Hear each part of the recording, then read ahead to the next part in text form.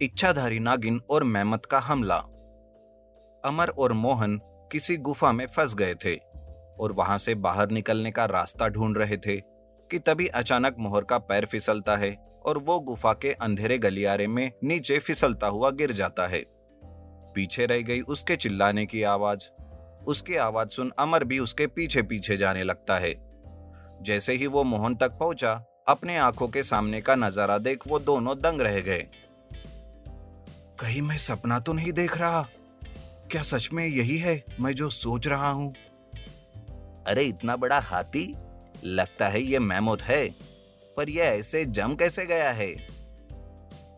दोनों एक विशाल मैमथ के सामने खड़े थे जो पूरी तरह से जम चुका था, पर गिरने की वजह से मोहन को चोट लगी थी जिसमें से खून बह रहा था। वो खून मेहमत के शरीर पर पड़ते ही मेहमत अचानक से हिलने लगा, जिसे देख दोनों की सिट्टी बिट्टी गुम हो गई। ये अचानक हिलने कैसे लगा? या मेरी आंखों का धोखा है? लगता है तेरा खून इसे लगने की वजह से ये जाग रहा है। अगर ये जाग गया तो पता नहीं हमारा क्या होगा मोहन। चलो भागते हैं यहाँ से। मेहमत सच में जाग रहा था और अब उसके मिलने की वजह से पूरी गुफा हिलने लगी। पत्थर नीचे गिरने लगे। ऐसे लगने लगा जैसे उस गुफा में भूकंप आया हो। दोनों भी जान बचाकर वहां से भाग खड़े हुए और जैसे तैसे एक मंदिर में जाकर छुप गए। हे महादेव, अब आपका ही सहारा है। हमारी एक बेवकूफी की वजह से हमने उस मेहमत को जगा दिया। मेहमत भी उनका पीछा करते करते उस मंदिर तक आ पहुंचा, पर उन दोनों को पता ही नहीं था। जैसे ही उस मेहमत ने उस मंदिर पर हमला करने की कोशिश की, एक नागिन उसके सामने प्रकट हो गई और अपने मुंह से आग की बौछार निकालकर शैतान पर फेंकी और उसे मंदिर से दूर कर दिया। मूर्ख, मेरे रहते हुए कोई भी मेरे इष्ट का मंदिर तोड़ नहीं सकता। चला जा यहाँ से। नागिन का ये विशाल रूप देखकर मेहमत भी बौखला गया। वो और गुस्से में आ गया। बड़े सालों से नींद से जो जागा था। नागिन और मेहमत की चिल्लाने की आवाज से अमर और मोहन मंदिर से डरते डरते बाहर आए और नागिन को उस विशाल मेहमत का सामना करते हुए देख उन्हें समझ में नहीं आ रहा था कि उन्हें नागिन से डरना चाहिए या उस मेहमत से। तुम दोनों, तुम्हारी वजह से ये यहाँ तक आया है ना? डरो मत और मुझे बताओ, ये आखिर कहाँ से आया है? अमर ने नागिन को पूरी बात बता दी। नागिन समझ गई कि यह वही मेहमत है जिसे उसके पूर्वजों ने वहां पर कैद करके रखा था, जो अब मोहन की गलती की वजह से आजाद घूम रहा है। अब नागिन जान चुकी थी कि उसे किस तरह से उस मेहमत का सामना करना है और उसे हराना है। अच्छा, तो ये बात है। तुम दोनों एक काम करो, इस मंदिर के पीछे एक जादुई पेड़ है, उसकी कुछ डालियां तोड़ कर लाओ। अब वही इस मेहमत को फिर से सुला सकता है। तब तक मैं इसे रोक कर रखती हूँ। नागिन की बात सुन अमर और मोहन का डर दूर हो गया। दोनों ने नागिन की मदद करने की ठान ली और मंदिर के पीछे उस पेड़ को ढूंढने लगे। पर मंदिर के पीछे इतने ज्यादा पेड़ थे कि उन्हें समझ में नहीं आ रहा था कि नागिन जिस पेड़ की बात कर रही है वो आखिर कौन सा है। नागिन उस विशाल प्राणी से अपने मंदिर की रक्षा करने लगी। वो हर तरह से नागिन और उसके मंदिर पर हमला कर रहा था। उसके दांत इतने ज्यादा विशाल और नुकीले थे कि उसके एक ही हमले से कोई भी ढेर हो जाता। नागिन को पता था अगर वो उसे छुएगी तो वो भी जम जाएगी, इसलिए बिना उसे छुए ही किसी भी तरह उसे रोकना था। कभी आग की बौछार, कभी तेज तूफान, पर मेहमत भी हार मानने के लिए तैयार नहीं था। मोहन, वो देख, वो रहा वो पेड़। उसकी चमक देखकर ही पता चलता है कि वही खास पेड़ है। उसकी कुछ टहनियां तोड़कर लेकर आते हैं और नागिन को देते हैं। अरे पर उस पेड़ के नीचे देख, कितने सारे सांप हैं। हम वहां जाएंगे तो वो सांप हमें डस लेंगे। मोहन से ज्यादा अमर में हिम्मत थी। उसने महादेव का नाम लिया और वो पेड़ की तरफ बढ़ने लगा। उसके पेड़ के पास जाते ही सब सांप अपने आप रास्ते से हट गए। अमर ने कुछ टहनियां तोड़ी और मोहन को लेकर दौड़कर नागिन के पास चला गया। नागिन अपनी पूरी ताकत के साथ उस मेहमत के साथ लड़ रही थी कि अचानक उसकी नजर अमर के हाथों में रखे उस टहनियों पर गई और उसके चेहरे पर हल्की सी मुस्कान आ गई। उसने अपनी पूंछ को बढ़ा करके टहनियों को अपने कब्जे में ले लिया। तुम दोनों मंदिर में जाओ, मैं इसे संभाल लूंगी। नागिन अमर की हिम्मत की दाद देने लगी। तभी मेहमत ने नागिन पर एक जानलेवा हमला किया, पर सही समय पर नागिन ने खुद को बचा लिया और उसने हवा में उछलते हुए उस जादुई पेड़ की टहनी को मेहमत के सिर में गाड़ दिया। ऐसा करते ही मेहमत जोर जोर से चिल्लाने लगा और यहाँ वहाँ वो भागने लगा। इस चक्कर में वो नागिन को छूने ही वाला था कि अमर ने सही वक्त रहते नागिन को अपनी तरफ खींच लिया। थोड़ी ही देर में मेहमत शांत हो गया और गहरी नींद में सो गया। एक बार फिर से वो बर्फ में जम चुका था।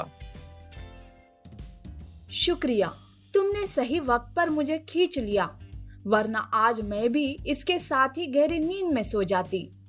अब मैं इसे फिर से उसी गुफा में बंद कर देती हूँ और इस बार गुफा को पूरी तरह से बंद कर देती हूँ ताकि फिर कोई इस तक पहुंचकर इसे जगाने की भूल ना करे। शुक्रिया नागिन जी, आपने हमारी जान बचाई और इस जानवर को भी सही समय पर सुला दिया, वरना आज तो हम हमेशा के लिए सो जाते। अमर और मोहन भी अपने साथ ये अनोखी याद लेकर चले गए, जिसका जिक्र किसी से भी ना करने का वादा करके उन्होंने नागिन से अलविदा कहा। इच्छाधारी नागिन फायर बाइक। महाशिवरात्रि का दिन था। एक जंगल में भगवान शिव का बहुत प्राचीन मंदिर था, जहां इच्छाधारी नाग नागिन उत्सव मना रहे थे। बाकी सब उत्सव मनाकर चले गए और उनके राजा रानी वहीं पर खड़े अपने नाग रूप में शिव भक्ति में लीन थे कि तभी अचानक कहीं से एक फायर बाइक आकर नागराज को उड़ाकर चली गई। नाग वहीं पे तड़प तड़प कर मर गया और नागिन बस उस फायर बाइक को जाते हुए देखती रह जाती है। हे स्वामी, उठिए, आप मुझे ऐसे अकेला छोड़कर नहीं जा सकते। हे महादेव, हम तो आपके परम भक्त हैं, फिर भी आपने हमारे साथ ऐसा क्यों होने दिया? नहीं, मैं अब उस दुष्ट से अपना बदला लेकर रहूंगी। जब तक मेरे दिल में लगी आग बुझ नहीं जाती, मैं अपने नागराज का अंतिम संस्कार नहीं करूंगी। नागिन बहुत देर तक अपने नाग को अपने बाहों में लिए रोती रहती है और बाद में उसने अपने नाग को शिवलिंग के पीछे छिपा कर रख दिया और निकल पड़ी उस खूनी को ढूंढने। कहाँ से शुरू करूं? कैसे ढूंढूं मैं उसे? हाँ, उसकी वो अजीब बाइक, ऐसे लग रहा था कहीं बाइक रेस हो रही थी। बस वहीं से शुरुआत करती हूँ। उस इलाके के आसपास कहाँ फायर बाइक रेस हो रही है, उसकी जानकारी नागिन निकालती है और वो उसमें शामिल सब बाइकर्स के नाम पता निकालती है। क्या करती, हेलमेट की वजह से उसने उस खूनी का चेहरा जो नहीं देखा था। बस उस खूनी की बाइक उसके आंखों में छप गई थी। अब उस बाइक तक पहुंचने का एक ही रास्ता था उसके पास। उसने ऐसे ही बाइक रेस में हिस्सा लेना शुरू कर दिया और हर रेस में बस उसी को ढूंढती थी। आखिरकार उसकी मेहनत रंग लाई। वो बाइक किसी आदि नाम के लड़के की थी। आखिर तुम मुझे मिल ही गए। अब तुम्हारी जिंदगी के कुछ ही दिन बचे हैं, पर तुम्हें मैं ऐसे ही नहीं मारूंगी। अपनों को खोने का दुख क्या होता है ये तुम्हें समझना चाहिए, और मैं तुम्हें ठीक उसी जगह ले जाकर मारूंगी जहां तुमने मेरे नाक को मारा था। नागिन ने आदि से दोस्ती कर ली। वो उसको अपने प्यार के जाल में फंसाने लगी। आदि वैसे अच्छा लड़का था। नागिन को असली लड़की समझ बैठ उसे वो सच्चा प्यार करने लगा। आदि कहता है, मैं सच में बहुत खुश नसीब हूं जो मुझे तुम मिली। मैं जल्द ही तुमसे शादी करना चाहता हूं, पर उससे पहले मैं तुम्हें किसी से मिलवाना चाहता हूं। चलो मेरे साथ। दोनों बाइक पर सवार एक बड़े से आश्रम पहुंच जाते हैं। वो एक अनाथ आश्रम था। आदि उसे अंदर लेकर जाता है। और उसे बताता है कि यही उसका परिवार है। इनके ही लिए वो सारी मेहनत करता है, पैसे कमाता है। आदि का ये रूप देखकर नागिन का दिल भर आता है, पर वो खुद को बहकने नहीं देती। उसे ये सब दिखावा लगता है। खुद को बहुत अच्छा साबित करना चाहते हो आदि, पर मुझे तुम्हारी सारी सच्चाई मालूम है। आदि, बहुत अच्छा लगा तुम्हारे लोगों से मिलके, पर अब मुझे तुम्हें भी मेरे किसी अपने से मिलवाने ले जाना है। चलोगे मेरे साथ? चलो एक बाइक रेस हो जाए। आदि नागिन की बात मान उसके साथ निकल पड़ता है। दोनों रेस लगाकर उस मंदिर के पास पहुंच जाते हैं। यहाँ रहता है तुम्हारा अपना? कमाल है। वैसे शायद मैं पहले भी यहाँ से गया हूँ, पर तब बहुत जल्दी में था, इसलिए यहाँ रुक नहीं पाया। बहुत खूबसूरत जगह है ये। आदि मंदिर को और आसपास के खूबसूरती को निहारता रहता है कि तभी नागिन अपना रूप बदलकर आधी नागिन और आधी इंसान बन जाती है, जिसे देख आदि डर जाता है। तु, तु, तु, तु, तु, तुम आखिर हो कौन? मैं उसी इच्छाधारी नाग की नागिन हूँ आदि, जिसे महाशिवरात्रि के दिन तुमने अपनी बाइक से कुचलकर बड़ी बेरहमी से मार डाला था। आज मैं उसी का बदला लेने आई हूँ। आखिरी बार महादेव से अपने किए की माफी मांग लो आदि। नागिन अपनी पूंछ से आदि पर हमला करती है, जिस वजह से आदि उछलकर पेड़ से जा टकराता है और उसके सर से खून बहने लगता है। मैंने किसी को नहीं मारा, मुझे तो ये सब कुछ पता ही नहीं। मैं उस दिन यहाँ से गया जरूर था, पर मेरे हाथों किसी की मौत हुई ये मुझे पता ही नहीं। नागिन गुस्से में एक बार फिर आदि पर हमला कर देती है और वो फिर से उछलकर दूर जा गिरता है। नागिन उस पर फिर से हमला करती, इससे पहले एक बूढ़ी आवाज नागिन के कानों में गूंजती है और वो इंसानी रूप में आ जाती है।